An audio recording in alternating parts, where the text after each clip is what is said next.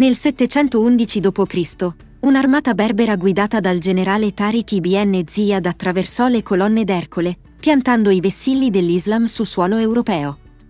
In meno di un decennio, quasi l'intera penisola iberica, l'antica Ispania romana e visigota, cadde sotto il dominio della Mezzaluna. Nasceva così Al-Andalus, una terra di straordinaria raffinatezza culturale, scientifica e artistica. Ma dalle valli impervie delle Asturie, una scintilla di resistenza cristiana si rifiutò di spegnersi. Quella scintilla avrebbe acceso un fuoco destinato a divampare per quasi 800 anni. Questa non è la storia di una guerra, ma di centinaia di guerre. È un'epopea di regni dimenticati e città leggendarie, di eroi santi e spietati mercenari. Un racconto di fede incrollabile e di ciniche alleanze tra nemici giurati, dove cavalieri cristiani combattevano per emiri musulmani e principi musulmani si rifugiavano nelle corti cristiane. È la cronaca di un conflitto lungo 7 secoli che non fu solo uno scontro di eserciti, ma un complesso e incessante confronto, e talvolta incontro, tra due civiltà. Questa è la storia della Reconquista, la più lunga e determinante lotta per il controllo della Spagna, un processo storico che ha forgiato l'identità di una nazione nel sangue, nella fede e nel ferro. Parte 1. La Mezzaluna sulla penisola, anno 711-722. All'alba dell'VIII secolo, il regno visigoto di Ispania era un gigante dai piedi d'argilla. Erede dell'antica provincia romana, dominava quasi tutta la penisola, ma la sua unità era una fragile illusione. Da decenni, lotte intestine per la successione al trono avvelenavano la stabilità del regno. L'aristocrazia, divisa in fazioni spietate, era impegnata in una perpetua guerra civile. Fu proprio in questo clima di caos che, nel 710, Roderico, o Rodrigo, usurpò il trono, escludendo gli eredi del suo predecessore, Witiza. I figli di Witiza e i loro alleati, sconfitti ma non domati, cercarono aiuto esterno per riconquistare il potere. I loro occhi si volsero a sud, oltre lo stretto, verso il Nord Africa, ormai sotto il saldo controllo del potente califfato omayyade di Damasco. La richiesta d'aiuto fu l'invito che il governatore del Nord Africa, Musa ibn Nusair, attendeva. Nella primavera del 711 un'armata di circa 7.000 uomini, composta prevalentemente da guerrieri berberi appena convertiti all'Islam ma guidati da un'elite araba, attraversò lo stretto sotto il comando di un brillante generale berbero, Tariq ibn Ziyad. Sbarcarono ai piedi di una grande rocca che da allora avrebbe portato il suo nome, Jabal Tariq, la montagna di Tariq, oggi Gibilterra. Roderico, impegnato a sedare una rivolta basca nel nord, sottovalutò la minaccia. Radunò frettolosamente l'esercito reale e marciò verso sud. Lo scontro decisivo avvenne nel luglio del 711 in una località incerta presso il fiume Guadalete. Le cronache, sia cristiane che arabe, concordano su un punto fondamentale. Durante la battaglia, le ali dell'esercito visigoto, comandate dai sostenitori dei figli di Witiza, tradirono e abbandonarono il campo. Fu una catastrofe. L'esercito di Roderico fu annientato e il re stesso scomparve nella mischia, probabilmente ucciso. Con un solo, devastante colpo, la spina dorsale militare e politica del regno visigoto era stata spezzata. Ciò che seguì non fu una conquista, ma un crollo. Privo di una leadership centrale e di un esercito in grado di opporre resistenza, il regno si disintegrò. Tariq e, l'anno successivo, lo stesso Musa ibn Nusair, avanzarono quasi senza ostacoli. Molte città, come la capitale Toledo, aprirono le porte senza combattere. In altre aree, nobili visigoti scelsero la via della sottomissione negoziata. È celebre il caso del conte Teodomiro di Murcia, che firmò un trattato garantendosi l'autonomia locale in cambio del pagamento di un tributo. In meno di 7 anni, quasi l'intera penisola, ad eccezione di alcune remote aree montuose nel nord, era sotto il dominio musulmano. Nasceva così Al-Andalus, la nuova provincia occidentale del califfato omayyade, destinata a diventare uno dei più fulgidi centri della civiltà islamica. Eppure, proprio in quelle montagne dove il controllo dei nuovi signori era più debole, la resistenza iniziò a germogliare. Un nobile visigoto di nome Pelaio Pelagio, forse un ex guardia del corpo di Roderico, si rifiutò di sottomettersi. radunò un piccolo manipolo di guerrieri locali, fuggitivi e nobili scampati al disastro, tra le valli impervie dei Picos de Europa, nelle Asturie. Per i governanti di Cordova, quel focolaio di ribellione era poco più di un fastidio, un problema di ordine pubblico. Nel 722, una piccola forza di spedizione fu inviata per schiacciare definitivamente gli insorti. L'esercito musulmano penetrò nelle valli fino a raggiungere un luogo noto come Covadonga. Lì, in una stretta gola, gli uomini di Pelaio tesero un'imboscata. Le cronache cristiane posteriori, come la cronica albeldense, descrivono l'evento come una vittoria miracolosa e grandiosa. Le fonti arabe, al contrario, lo liquidano come una scaramuccia minore contro 30 asini selvatici, il cui destino non valeva la pena di essere perseguito. La verità militare è probabilmente nel mezzo, ma la sua importanza storica è immensa. La vittoria di Covadonga, per quanto piccola, garantì la sopravvivenza di un nucleo politico cristiano indipendente. Quel minuscolo regno, il Regno delle Asturie, divenne la scintilla da cui, nei 7 secoli successivi, sarebbe divampato l'incendio della Reconquista. Parte 2. Sopravvivenza ed espansione lenta. VIII-X secolo.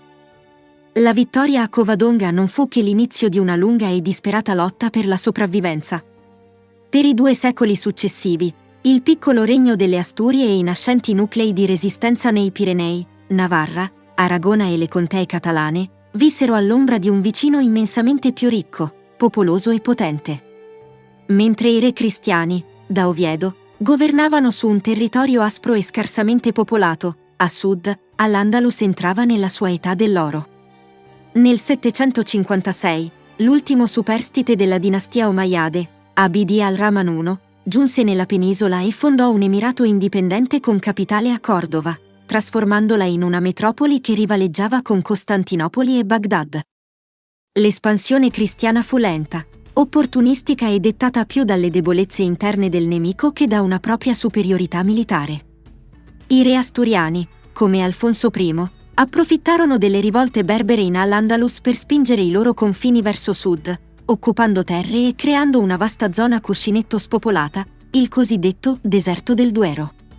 Questa terra di nessuno sarebbe diventata, nei secoli a venire, il campo di battaglia e l'obiettivo primario della Repoblación, il lento processo di ripopolamento attraverso la fondazione di villaggi e la costruzione di castelli, che darà il nome al regno più dinamico, la Castiglia, la terra dei castelli. Mentre la lotta sul campo era impari, i regni cristiani trovarono un'arma ideologica di inestimabile valore.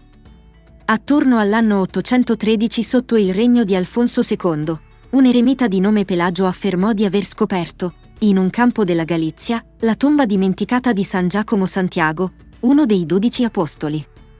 La scoperta, quasi certamente una pia invenzione politicamente motivata, fu un colpo di genio. Il luogo, battezzato Santiago de Compostela, divenne il terzo centro di pellegrinaggio della cristianità dopo Roma e Gerusalemme. Il cammino di Santiago collegò i remoti regni iberici al resto d'Europa, portando cavalieri, monaci, idee e ricchezze. San Giacomo divenne il patrono celeste della lotta contro l'Islam, trasformandosi nell'iconografia popolare in Santiago Matamoros, l'uccisore di Mori, una figura divina che si diceva apparisse in battaglia per guidare le truppe cristiane. La Reconquista stava acquisendo un'anima, una giustificazione sacra. Tuttavia, la realtà militare rimaneva brutale. Nel X secolo, sotto Abd al-Rahman III, che nel 929 si autoproclamò califfo, Al-Andalus raggiunse il suo apogeo. Cordova divenne la più grande e colta città d'Europa, un faro di scienza, poesia e architettura, simboleggiata dalla magnifica grande moschea.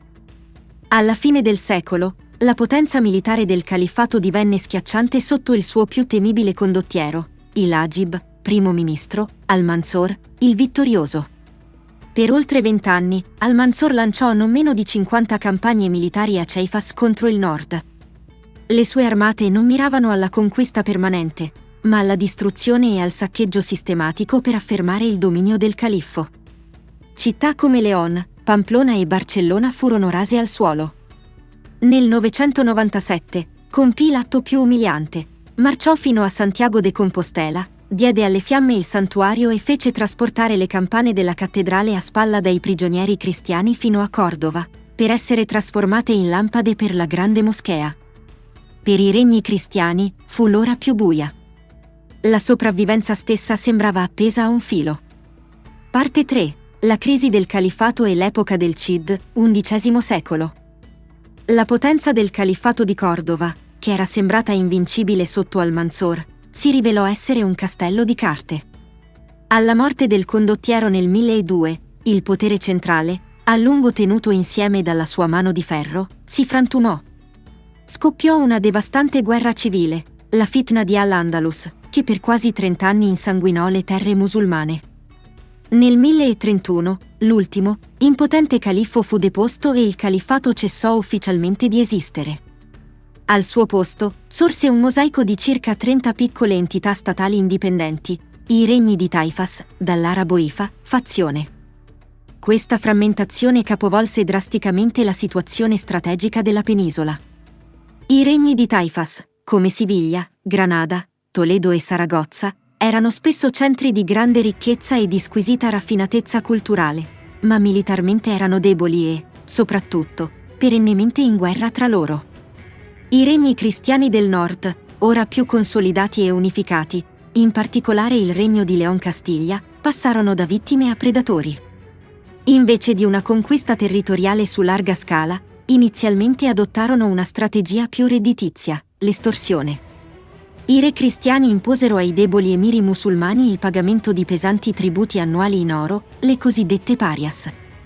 In cambio di questo oro, che finanziava i loro eserciti e le loro corti, offrivano protezione, spesso contro i loro stessi vicini cristiani o contro altre taifas. Per decenni, l'oro di Al-Andalus fluì a nord, rafforzando coloro che alla fine l'avrebbero distrutta. Il sovrano che meglio incarnò questa nuova aggressività cristiana fu Alfonso VI di Leon Castiglia. Ambizioso e spregiudicato, seppe sfruttare magistralmente le rivalità tra le taifas.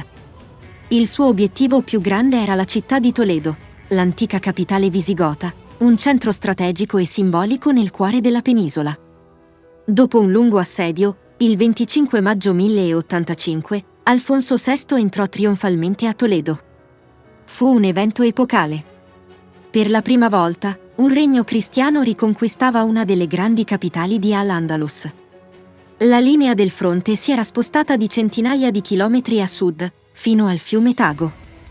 La Reconquista era entrata in una nuova, audace fase. In questo secolo di caos e opportunità emerge una delle figure più leggendarie della storia spagnola, Rodrigo Díaz de Vivar, meglio noto come il Cid Campeador. Nobile e geniale comandante castigliano, la sua carriera fu tutt'altro che lineare. Caduto in disgrazia e esiliato da Alfonso VI, Rodrigo Díaz divenne un signore della guerra mercenario, offrendo la sua spada al miglior offerente. Per quasi un decennio, combatté al servizio dell'emiro musulmano di Saragozza, difendendolo brillantemente da nemici sia musulmani che cristiani, come il conte di Barcellona. La sua storia dimostra come, in quest'epoca, le lealtà personali e la gloria militare contassero spesso più dell'identità religiosa. Il suo capolavoro fu la conquista personale della ricca taifa di Valencia nel 1094, che governò come un principe indipendente fino alla sua morte. I suoi stessi nemici lo chiamavano Sidi, mio signore, in arabo, da qui El Cid, e i suoi uomini Campeador, campione, maestro del campo di battaglia. Era l'eroe perfetto per un'epoca imperfetta. Parte 4. Gli imperi del deserto e la svolta della crociata, fine XI, inizio XIII secolo. La conquista cristiana di Toledo nel 1085 fu una scossa tellurica per il mondo islamico iberico. Gli emiri dei regni di Taifas, terrorizzati dalla prospettiva di essere i prossimi, si trovarono di fronte a una scelta disperata. Al-Mutamid, il colto emiro poeta di Siviglia, la riassunse in una frase divenuta celebre: «Preferisco essere un guardiano di cammelli in Africa che un guardiano di porci in Castiglia». Con estrema riluttanza, gli emiri chiesero aiuto a Yusuf ibn Tashfin, sovrano degli Almoravidi, un austero e potente impero di guerrieri monaci berberi sorto nel deserto del Sahara. Gli Almoravidi erano l'antitesi dei raffinati e decadenti signori delle taifas. Ferventi seguaci di un'interpretazione rigorista dell'Islam, vedevano i loro correligionari andalusi come deboli e corrotti. Nel 1086, Yusuf attraversò lo stretto e, unitosi agli eserciti delle Taifas, affrontò le forze di Alfonso VI nella battaglia di Sagraias, o Zallaka. Fu una disfatta totale per i cristiani. L'inarrestabile avanzata di Castiglia fu brutalmente fermata. Ma l'aiuto degli Almoravidi si rivelò una trappola mortale. In pochi anni, disgustato dalla loro debolezza, Yusuf ibn Tashfin tornò in Al-Andalus, questa volta per restare. Uno dopo l'altro, depose tutti gli emiri che lo avevano invitato, unificando con la forza tutta la Spagna musulmana sotto il suo impero. Al-Andalus era di nuovo unita e potente, ma aveva perso la sua tolleranza e la sua diversità culturale. L'arrivo di questa forza esterna, spinta da un forte fervore per la jihad, trasformò radicalmente il conflitto. Non era più una lotta per territori e tributi tra potentati locali, divenne uno scontro frontale tra due fedi, due visioni del mondo. In risposta, anche il campo cristiano si irrigidì. I papi iniziarono a concedere le stesse indulgenze promesse ai crociati in Terra Santa a chiunque combattesse i musulmani in Spagna. Cavalieri e avventurieri da tutta Europa, soprattutto dalla Francia, accorsero nella penisola per partecipare a quella che ormai veniva definita a tutti gli effetti una crociata. A metà del XII secolo, mentre il potere almoravide declinava, una nuova ondata riformista, ancora più radicale, emerse dalle montagne dell'Atlante marocchino, gli Almohadi, coloro che proclamano l'unità di Dio. Dopo aver travolto i loro predecessori in Africa, sbarcarono in Spagna e, entro il 1172, avevano nuovamente sottomesso e unificato tutto Al-Andalus, stabilendo la loro magnifica capitale a Siviglia. Gli Almohadi rappresentavano, se possibile, una minaccia ancora più grave per i regni cristiani. Sotto il califfo Abu Yusuf Yaqub al-Mansur, portarono l'impero al suo apogeo.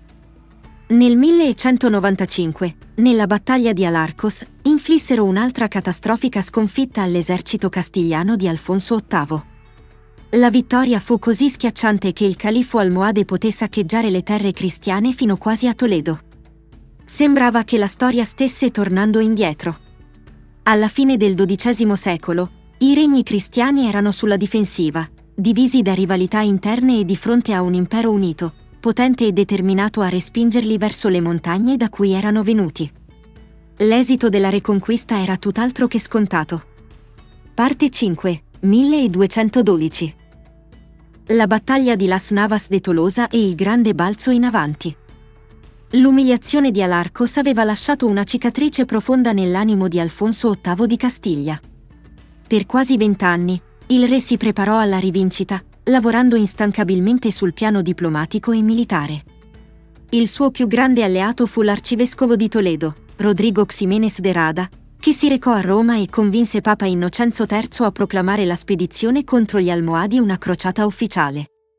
L'appello papale ebbe un'eco straordinaria. Da tutta Europa, cavalieri noti come ultramontani, quelli di oltre i monti, affluirono a Toledo nella primavera del 1212 per unirsi alla causa. L'alleanza cristiana, tuttavia, non fu facile da forgiare. Le rivalità tra i regni erano ancora forti.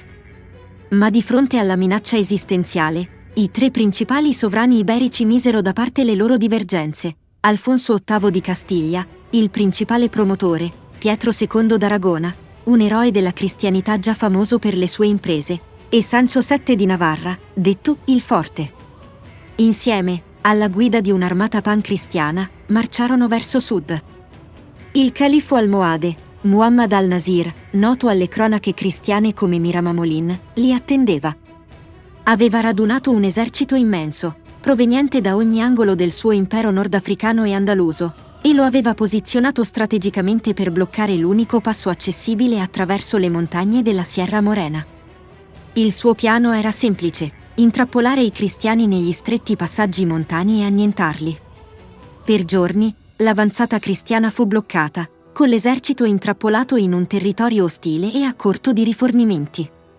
Il disastro sembrava imminente. Fu allora che, secondo le cronache, Un pastore locale si presentò ai re cristiani, rivelando l'esistenza di un sentiero segreto e non sorvegliato che avrebbe permesso all'intero esercito di aggirare le difese almohadi. Che si tratti di verità storica o di una leggenda creata per sottolineare il favore divino, il risultato fu che il 15 luglio, l'esercito crociato emerse dalle montagne e si schierò a sorpresa nella pianura di fronte all'accampamento di Al-Nasir, vicino a un luogo chiamato Las Navas de Tolosa. La battaglia era inevitabile. Il 16 luglio 1212 le due armate si scontrarono. L'impatto iniziale fu terribile. La fanteria e la cavalleria castigliana, al centro dello schieramento, subirono pesanti perdite sotto il tiro degli arcieri almohadi e la pressione della loro prima linea. Per un momento, il panico si diffuse e lo spettro di Alarcos sembrò materializzarsi di nuovo. Fu allora che Alfonso VIII, Pietro II e l'arcivescovo Rodrigo si lanciarono in una carica disperata per rincuorare le truppe. Ma l'azione decisiva venne dal fianco. Sanco VII di Navarra, alla testa dei suoi cavalieri, guidò una carica travolgente che, secondo la leggenda, spezzò le catene che univano la guardia personale del califfo, i temibili volontari Mesebelen, accampati a protezione della tenda del loro signore. Vedendo la sua guardia d'élite annientata e la sua vita in pericolo, il califfo al-Nasir perse il coraggio, montò a cavallo e fuggì. La fuga del comandante supremo innescò il collasso istantaneo dell'intero esercito almohade. La ritirata si trasformò in una rotta caotica e disperata. La vittoria cristiana fu totale e schiacciante. Le perdite per l'esercito musulmano furono immense, non solo in termini di uomini, ma anche di prestigio e di capacità militari. Le conseguenze di Las Navas de Tolosa furono epocali. La battaglia non fu solo una vittoria, fu il punto di non ritorno della Reconquista. L'impero almohade, ferito a morte, non si sarebbe mai più ripreso e si sarebbe disintegrato nel caos nel giro di 2 decenni. La barriera difensiva della Sierra Morena era stata infranta per sempre.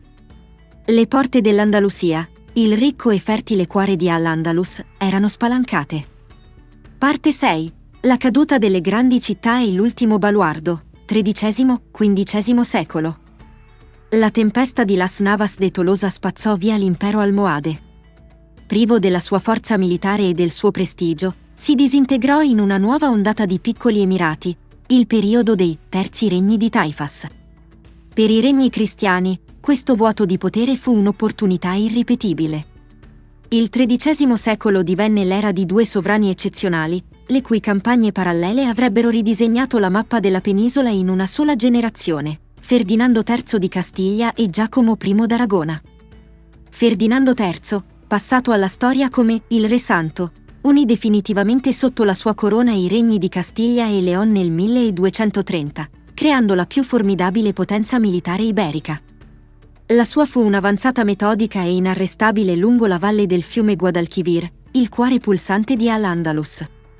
Nel 1236, le sue truppe entrarono a Cordova, la leggendaria capitale dell'antico califfato.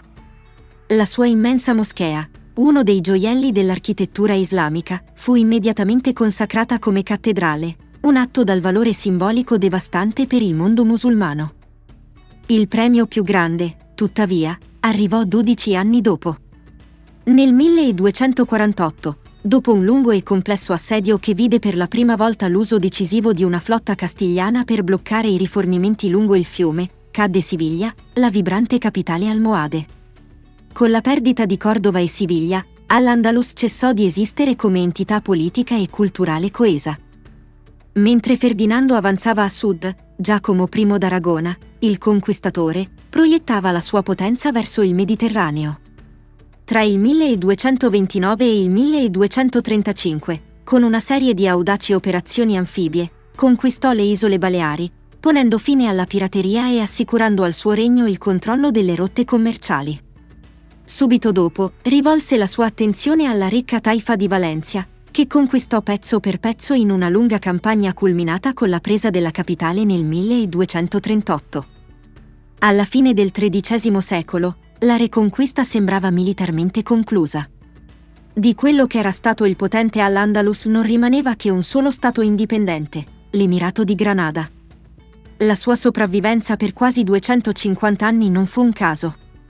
Il suo fondatore, Muhammad I della dinastia Nasride, era un politico astuto. Invece di combattere una guerra persa in partenza, si dichiarò vassallo della Castiglia. L'Emirato di Granada pagava un pesante tributo annuale in oro al suo potente vicino e si impegnava a fornirgli assistenza militare. Protetto da aspre catene montuose e popolato da un gran numero di profughi musulmani fuggiti dalle terre conquistate, il piccolo regno riuscì a mantenersi in vita, dando vita a un ultimo, magnifico canto del cigno della civiltà andalusa, il Palazzo dell'Alhambra. Per quasi 2 secoli, una precaria stabilità regnò sulla penisola, interrotta da guerre civili cristiane e scontri di frontiera, ma senza le grandi avanzate del passato. L'ultimo atto doveva ancora essere scritto. Perfetto, siamo giunti all'atto finale. Dopo quasi 8 secoli, la lunga storia di Al-Andalus e della Reconquista si avvia alla sua drammatica conclusione. Parte 7. Atto finale. La guerra di Granada e l'eredità della Reconquista, 1482-1492. Per quasi 2 secoli, l'Emirato di Granada era sopravvissuto come un'anomalia, un frammento di Al-Andalus in un mare cristiano. Ma nella seconda metà del XV secolo, un evento cambiò tutto: il matrimonio, nel 1469, tra Isabella I di Castiglia e Ferdinando II d'Aragona. Noti come i re cattolici, la loro unione dinastica creò una superpotenza iberica. Il loro progetto era chiaro: forgiare un regno unito, centralizzato e interamente cristiano. L'esistenza di Granada era un affronto a questa visione. La scusa per la guerra arrivò nel 1481, quando l'emiro di Granada, in un atto di sfida, si rifiutò di pagare il tributo e attaccò una fortezza castigliana. La risposta di Ferdinando e Isabella fu una guerra totale. La guerra di Granada non fu una campagna di rapide battaglie campali, ma un conflitto logorante durato 10 anni, 1482-1492, fatto di assedi sistematici, terra bruciata e diplomazia spietata. I re cattolici impiegarono la più moderna artiglieria d'Europa per abbattere, una ad una, le fortezze che difendevano il regno. Un fattore decisivo fu la debolezza interna dell'Emirato, dilaniato da una guerra civile tra l'emiro, suo fratello Al-Zagal, e suo figlio, Muhammad XII, che i cristiani chiamavano Boabdil. Ferdinando e Isabella furono maestri nel manipolare queste divisioni, arrivando a catturare e liberare Boabdil, per alimentare il caos tra i loro nemici. Alla fine, dopo la caduta di tutte le altre città, solo la capitale, Granada, rimaneva. L'assedio finale iniziò nel 1491. Per dimostrare la loro inflessibile determinazione, i monarchi costruirono un'intera città accampamento in pietra, fuori dalle mura, chiamata Santa Fede. Per Boabdil, il messaggio era chiaro: non se ne sarebbero andati. Senza speranza di aiuti esterni e con la popolazione stremata dalla fame, Boabdil negoziò la resa. Il 2 gennaio 1492, in una cerimonia carica di simbolismo, Muhammad XII consegnò le chiavi della città a Ferdinando e Isabella. La Reconquista era finita. La leggenda narra che, allontanandosi sulla via dell'esilio, Boabdil si voltò per un ultimo sguardo alla sua magnifica città e pianse. Sua madre gli avrebbe detto: «Piangi come una donna, per ciò che non hai saputo difendere come un uomo». Quel luogo è ancora oggi conosciuto come l'ultimo sospiro del Moro, l'ultimo sospiro del Moro. L'anno 1492 non segna solo una fine, ma un potente e complesso inizio. Completata l'unificazione territoriale e religiosa, la Spagna dei re cattolici proiettò la sua energia verso l'esterno. Intolleranza religiosa, le promesse di libertà di culto per i musulmani di Granada furono presto tradite, portando a conversioni forzate. Solo 2 mesi dopo la caduta della città, con l'Editto di Granada, i monarchi ordinarono l'espulsione di tutti gli ebrei dal regno, ponendo fine a secoli di convivenza. La Spagna nasceva come il primo Stato europeo fondato sull'omogeneità religiosa, imposta con il pugno di ferro della Santa Inquisizione. L'alba di un impero, con le casse dello Stato finalmente libere dalle spese della guerra, Isabella poté finanziare il progetto visionario di un navigatore genovese, Cristoforo Colombo, che prometteva una nuova rotta per le Indie. Lo stesso spirito guerriero, la stessa sete di oro e la stessa fervente convinzione di una missione divina, forgiati in 7 secoli di reconquista, stavano per essere scatenati su un nuovo mondo. La Reconquista fu dunque molto più di una semplice successione di battaglie. Fu il crogiolo in cui si fusero il carattere, la fede e l'ambizione della nazione spagnola. Un'epopea lunga 800 anni che si concluse chiudendo per sempre la porta dall'Andalus, per aprire quella che avrebbe condotto al secolo d'oro e alla creazione di uno dei più grandi imperi della storia mondiale. Grazie per aver guardato il video. E se non lo hai ancora fatto, puoi iscriverti al canale o lasciare un commento.